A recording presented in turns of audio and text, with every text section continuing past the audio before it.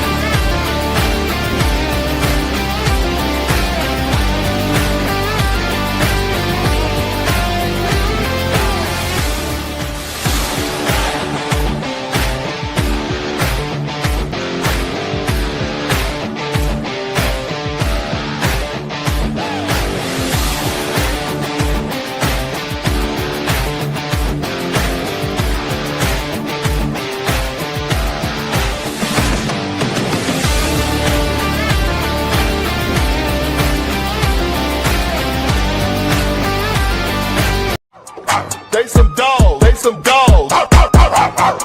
They some dogs. They some dogs. They some dogs. They some dogs. They some dogs. They some dogs. They some dogs.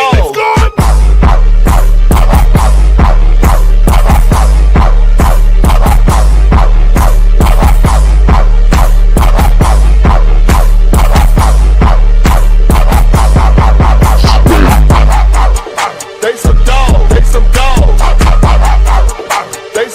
They some dogs. They some dogs. They some dogs. They some dogs. They some dogs.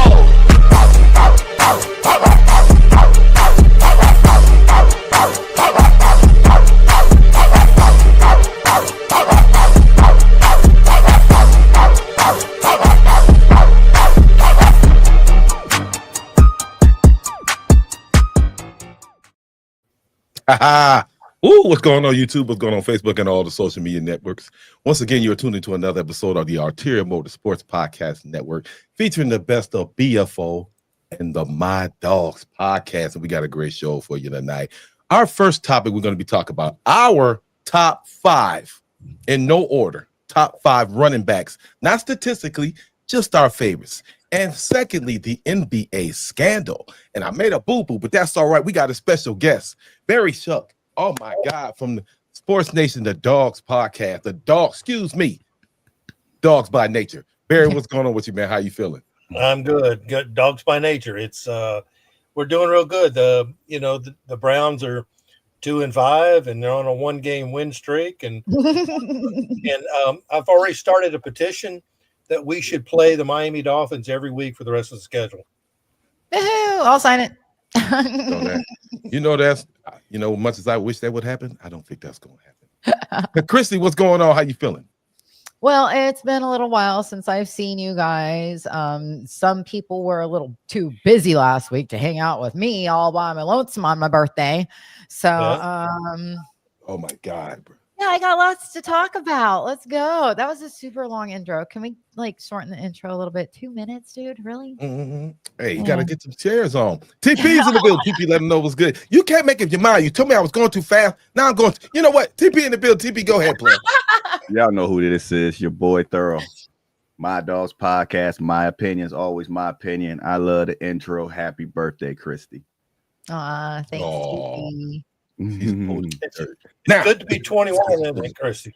Oh, Barry, you know what? I need to take you everywhere with me. First of all, you warned me about storms, and then you just brighten my day by giving me compliments about my age. But I'll be honest, I love the fact that I am 48 years old. I'm proud of it. I'm proud I'm going to be a grandma for the second time. I feel like I'm in the best shape I've ever been. So, no doubt. Yeah. All right, y'all. Let's get to it. So I want you guys to give me your top 5 running backs for this year. No order. Mm-hmm. Your favorites, not statistics, not anything like that. Barry, you're the guest. Barry, who's your top 5? One of my favorite backs is Jamar Gibbs of the Detroit Lions.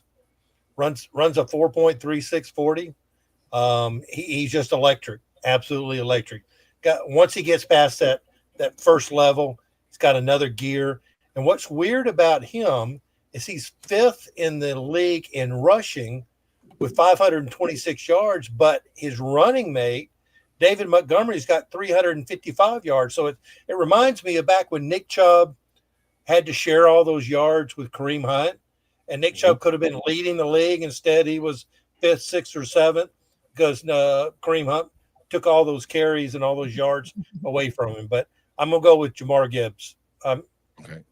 So who's your other 4? You only said, remember, your top 5, your 5 favorites. Oh, my second would have to be Jonathan Taylor. I think he has kind of waited his turn, even though he had over 1,800 yards in his second year. He had over 1,400 yards last year, and he's just blown out. Now, the Indianapolis Colts offensive line is great. It's absolutely good. Quentin Nelson, the offensive guard, he's definitely going to be in the Hall of Fame. So he's got a great offensive line. And back when Nick Chubb was running good for the Browns, they had the number 3 offensive line in the league. So the correlation between the two is good. I tell you, a back that I'm really loving is up and coming is the Browns' Quinshon Judkins. He is 7th in the league, but he's only played 6 games, and everybody else has played 7. I love it. And against the Dolphins, when he busted off that 46-yard run, he was to the second level before you could even blink. Did a juke on the safety, and he was gone.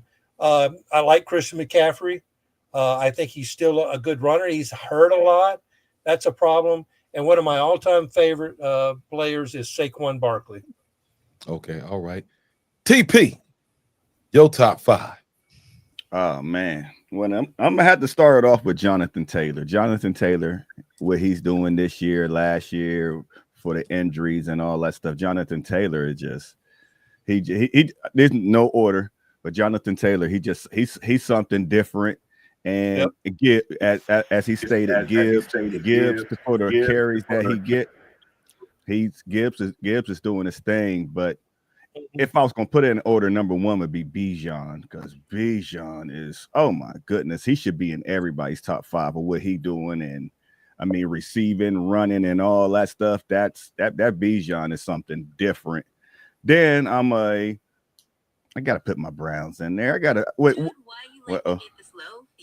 Then with Quinshon Judkins, oh my goodness! Like how he stated, he missed the first couple games, and he's a home run hitter. That was a great pick, and I got it. I love the way Josh Jacobs run. It was between Josh Jacobs and Christian McCaffrey, but I'm gonna go with, you said favorites, not stats and all that stuff. So I'm gonna go with Josh Jacobs. Josh Jacobs he nasty too. Yeah. Christy. Yeah. Okay. Here's where we're gonna get a difference here. Of course, if we were to go in order of who I like the best, Cam Scatterby would be at the top. Scatterboo. Love that kid. He's just a juggernaut. He's nuts. I love him. His personality is a trip. I did see him at the Knicks basketball game, and I really, really, really hope that he's not trying to grow his hair out like Jackson Dart. It looks like it though. But anyway, I also have Saquon Barkley. Of course, Quinshon Judkins. I also have Gibbs. And for my last one, it's kind of a toss-up between Kareem Hunt and Christian McCaffrey, because I love Hunt and I think he did amazing the other weekend. But Christian McCaffrey is just, I mean, he is that back that's just, I mean, he's super dependable when he's healthy. And, so there's mine. All right. I'm going to move on to mine real quick. I have, like you said, we do have a lot in common. I have Bijan Robinson, Christian McCaffrey, Jonathan Taylor, Jahmyr Gibbs, and I did have your boy, Mr. Judkins, because he's tearing it up. Like Barry said, he missed the game and he's on top. And I can kind of see, he missed that one game. So I can see. Huh? He missed more than one game. Did he miss one? No. He only missed that one game. Barry, how many games did he miss? Didn't he? Let's see. He has played the beginning, the season opener. I thought he missed 2 games. No, he played in 6. He started in the Ravens game, the game that we lost 41-17. That's the game that he started in, He had 10 carries in that game, but he missed the first game. So Okay, he's in like my ninth bad. place in the league. Only played 6 games. It is what it is, though. But that was my 5. Yeah. Now, Similar. Barry, I know you're not a big NBA fan, but we got to touch. This is like a trending topic, and it's hot. And I'm kind of shocked about who's involved in this. So if you didn't know, it was announced this morning. Chauncey Billups, Terry Rozier have been caught up in a gambling scandal. I can't spit it out. And they're saying that the mob is in the Gambino. I didn't know the Gambinos are still around. I don't want to smoke. I was just saying, it's some of these crime syndicate families that are involved in these poker games, and he's shaving points. And so Stephen A got on this morning. Stephen A said a little something. We're going to check out what Stephen A had to say real quick. This morning has seen a ton of breaking news in the National Basketball Association. Trailblazers head coach Chauncey Billups and Miami Heat guard Terry Rozier were arrested as part of FBI investigations into sports gambling. Billups' arrest was part of a separate but related case linked to an illegal poker operation tied to the mafia, ABC News is reporting. At the core of Rozier's arrest is a March 2023 game that saw an uptick of Rozier bets come in on the under.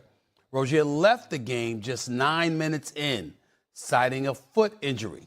Rozier had previously not been accused of any wrongdoing.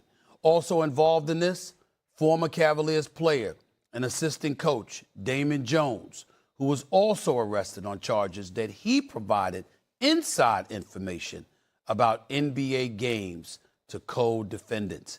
FBI Director Kash Patel announced the arrest. Take a listen. As you now know, individuals such as Chauncey Billups, Damon Jones, and Terry Rozier were taken into custody today, former current NBA players and coaches. What you don't know is that this is an illegal gambling operation and sports rigging operation that spanned the course of years.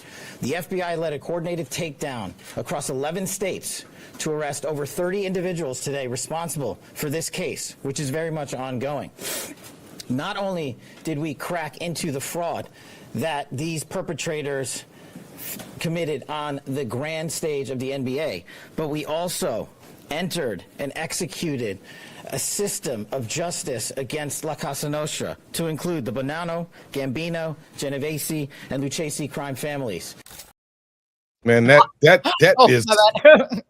is bananas, man. When I heard, I was like, "You got to be kidding me!" So, Christy, I know, Christy, I'm about to come to you. If you just chill out for one quick second. Now, Christy, I was going to ask you, since you're so happy and excited, and nobody's spending any time with you. Now, what do you think about this, Christy Acuity?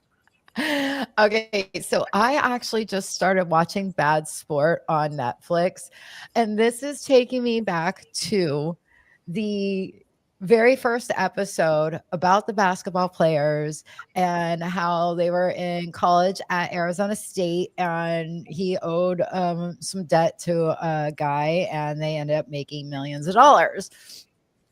And funny enough, he hurt his ankle during one of the games too, but came back and ended up winning by the 6 points that he needed to. So, like, first of all, it's very comical that this is happening all over again, because this is the same exact story.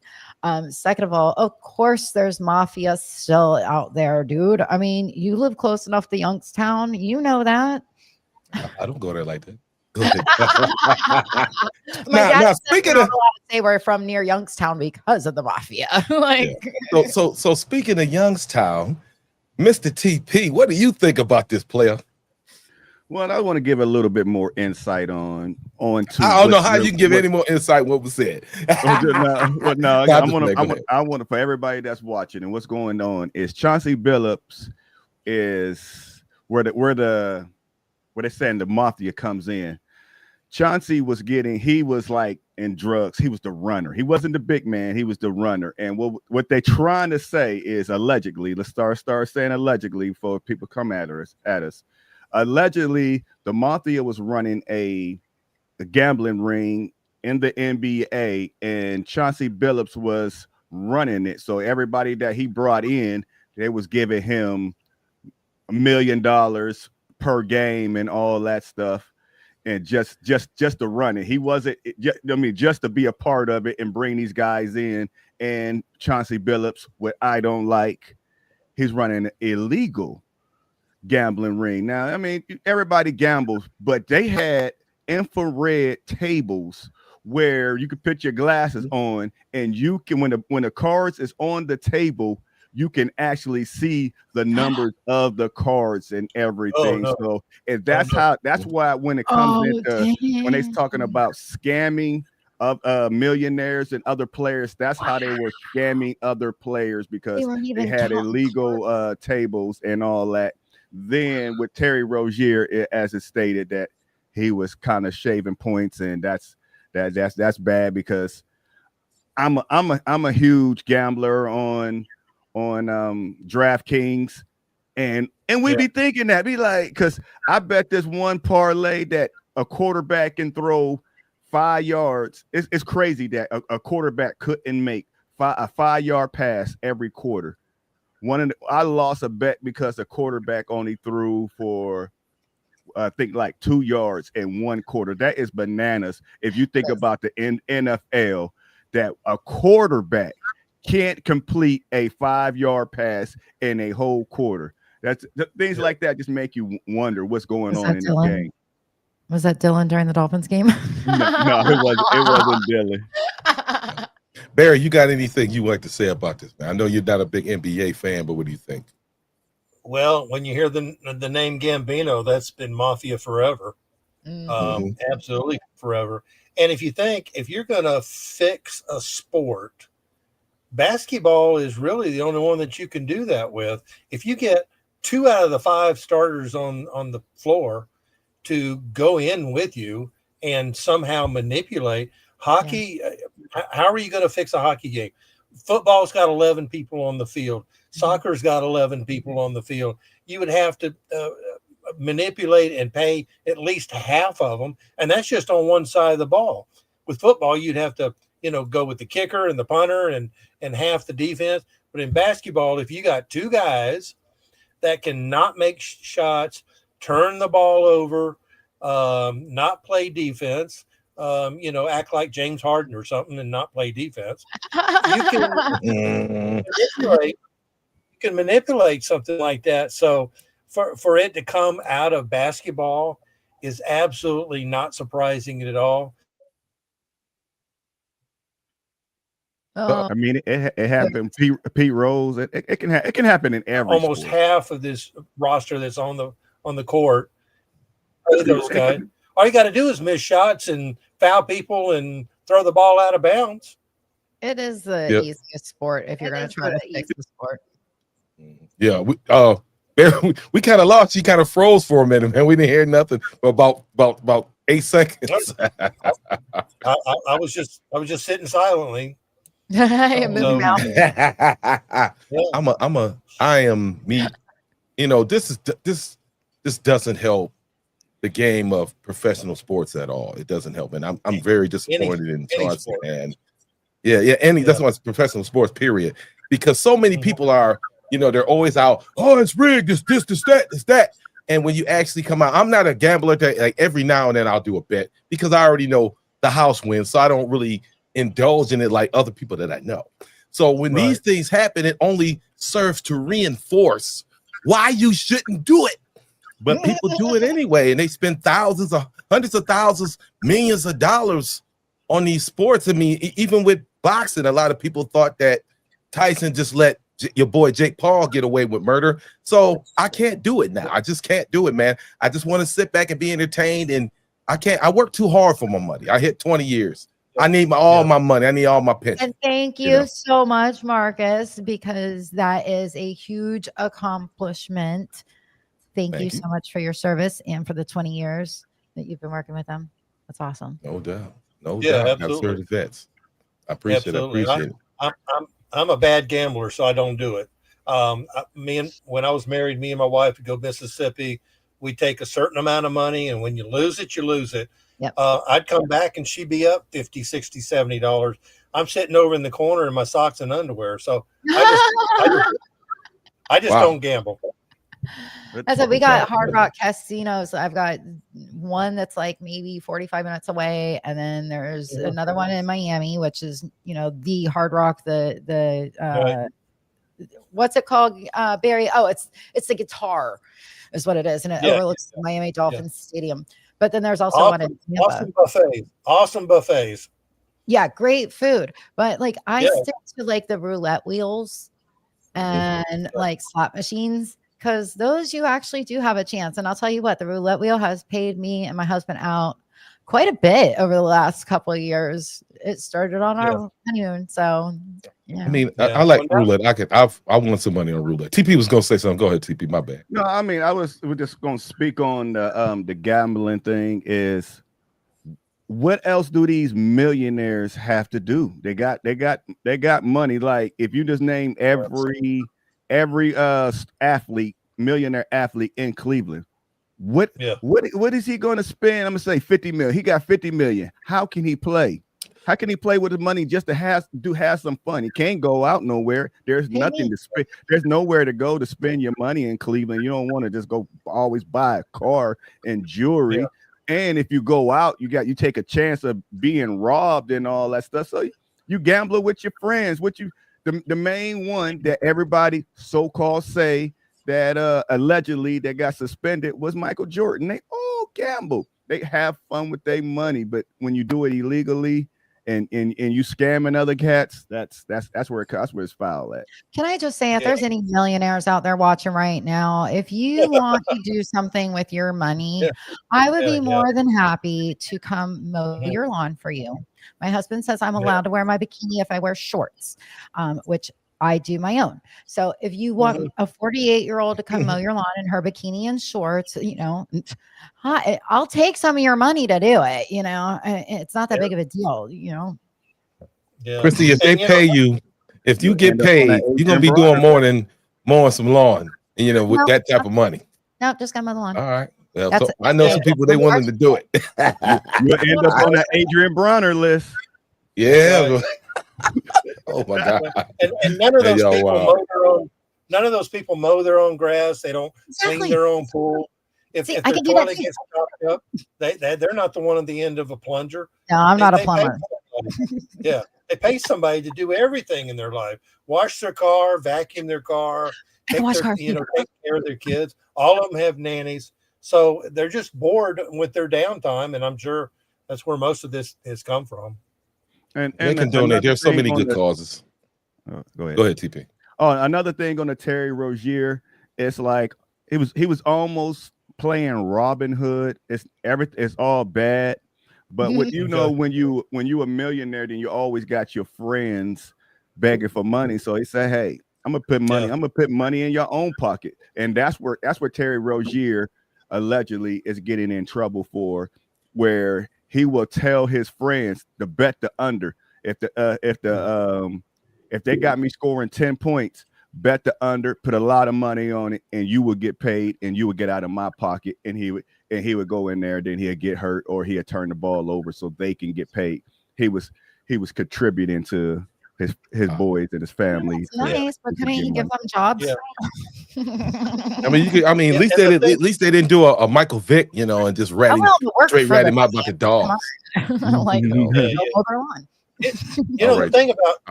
The thing about sports, and especially professional sports, is we all have to believe that it is legit, and it's above board, and things are happening right before our eyes, and it happens the way it's going to happen. If a guy is running downfield and he gets tackled at the one, it's because somebody outran him. It wasn't because somebody let him be tackled. We have to believe in professional sports that they are doing what they are doing on their own accord, and it's all above board. In 2001, the XFL started. Well, it was started by Vince McMahon, who ran WWE. WWE, is that real? No, it's scripted. They tell who's going to win, who's going to get hit by a table, how many people are coming in. They practice all that. It's good entertainment if you want to watch it once in a while. A lot of people love that, absolutely love the action, but it's scripted. They know who's going to win the match. And with the XFL, fans came out just like they're coming out for the United Football League, 16, 20,000 people a game. But in the end, people didn't believe that the results of the games were above board. They thought, okay, we need to make this team win so that people will stay interested in the standings. Because if somebody is 1-7, people quit coming to game. I've seen on Facebook, people are already selling their season tickets for Browns games. It's only 7 games into the season. The XFL folded way back then, the first one, because people didn't believe it was right. People didn't believe that things were legitimate, and it just folded in for that reason. So we all have to believe that when we watch 2 NBA teams, 2 NHL teams, 2 MLS teams, that they are playing it for real, and nobody knows how the game's going to end until the fat lady sings. But Go ahead, Christy. when the XFL started, like, didn't Vince McMahon also do the lingerie league like right before then too? So I mean, like, as a football fan, and I have another point to make about being a football fan after this, but as a football fan, yeah, for me that would be kind of hard to believe, because first you got the wrestling, which is scripted. We all knew that by the time that XFL came out, and the lingerie league, which is sorry, I mean, great entertainment for you if that's what you want to watch, but for football fans, that would be great. Not so much. What real football? Great. So the XFL, how are you going to believe that? The lingerie league, well, like I said, I'm sure you guys enjoyed that, but as a real football fan, the thing that I care about is the game of football. And this morning I posted on my Facebook, because I am so sick and tired of hearing everybody and their mom bitch and moan about the halftime show for the Super Bowl. You know what? I don't give a shit what goes on during the halftime show for the Super Bowl, because you know why? I'm watching the Super Bowl for the freaking game, because I like football. I don't give a shit what's going on during halftime. You can have wiener dog races, which would actually be really entertaining. You can have the USC marching band out there. It doesn't matter. I'm either going to the bathroom, taking my dogs out, driving home from whatever party I was at during halftime. Who cares? Well, Christy, fan, watch the freaking football game. We get that, but this is still sports entertainment. It's still entertainment. So when Kendrick Lamar came out, I wanted to see it. Now, you didn't want to see it? Okay, cool. I get that. You wanted to take your dog out in the backyard to take a shit in the pool, or whatever the case may be, whatever, But I wanted to see, I'm just saying, I wanted to see Kendrick, okay? But are you going to sit there and bitch and moan because maybe it's not your style? Of course not. So as a football fan, get over the halftime show. Be glad you have a Super Bowl to watch. And if you really want to bitch about the Super Bowl, let's bitch about how we need to stop doing it on, Sunday nights, and let's do it a little bit earlier in the day. All right. Well, God Almighty. The whole Super Bowl, the whole Super Bowl is a, I don't know how we got here, but the whole Super Bowl, everything from the beginning to the end, it's entertainment. So that's why some people are mad about, because guess what? I'm there. I love football, but guess what? Majority of the people that tune into the Super Bowl for the commercials. Where you supposed to run to the bathroom? No, we want to see those that Budweiser, the horses. We want to see the frogs. Entertainment. The frogs. And Myles Garrett had like 3 commercials during the Super Bowl. A lot of people need to understand that. It is what it is. All right, y'all. I'm gonna ask you this last question. I'm gonna ask you this question. Wait a minute. And one last thing about the NFL. About this gambling. For a long time, when they still crying about it, is the Pittsburgh Steelers. The Pittsburgh Steelers saying their kicker got paid in that Super Bowl to miss that kick. No, it was Neil O'Donnell. How he threw them interceptions. So, it's a lot of sketchy stuff out there. Well, did Joe Flacco get paid for those 2 pick sixes against the Houston Texans 2 years ago? Things happen. It's a possibility. So I'm going to ask you guys this before we wrap this up. The Browns play the Patriots this week. Barry, I got to ask you, what is our chances of defeating the New England Patriots? I think they're 50-50, but I don't think we will. I'm predicting 27-13 Patriots. Patriots got, they're the 5th highest scoring team in the league. Their offense is awesome. Now, our defense is ranked number 3 against the run and number 7 against the pass. So it's going to be interesting to see their passing attack versus our passing defense. But our offense, except for the Miami game, that is the only game that we eclipsed the 20-point plateau.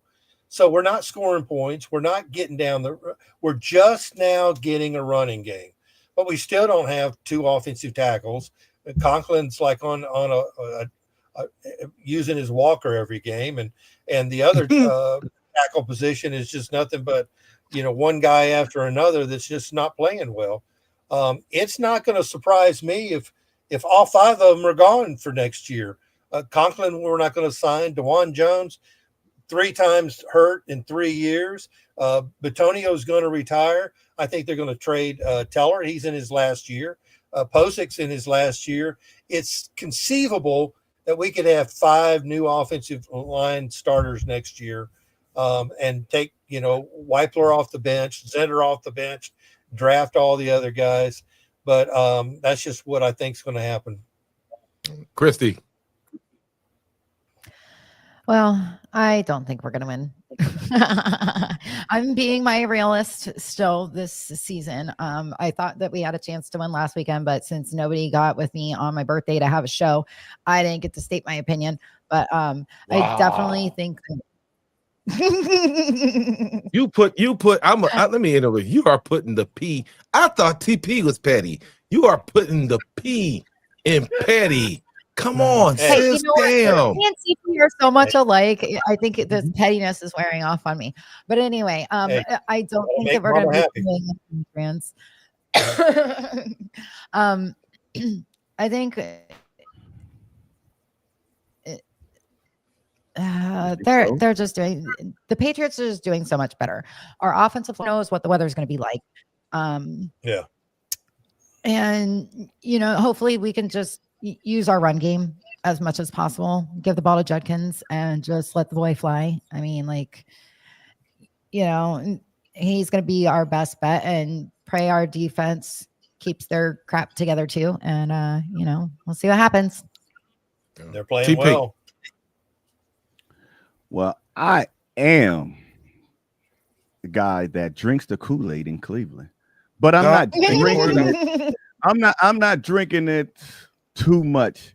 I will predict if Dylan Gabriel can throw for 250 yards, the Cleveland Browns will win.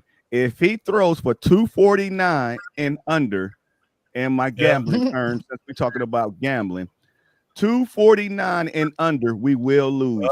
249 and up, we will win. I am guaranteeing it, as Denzel say. I guarantee it. So you might be in your socks and underwear too. Yeah. Right now. What, 1 yard difference? Damn. All right. Because of what our defense is doing.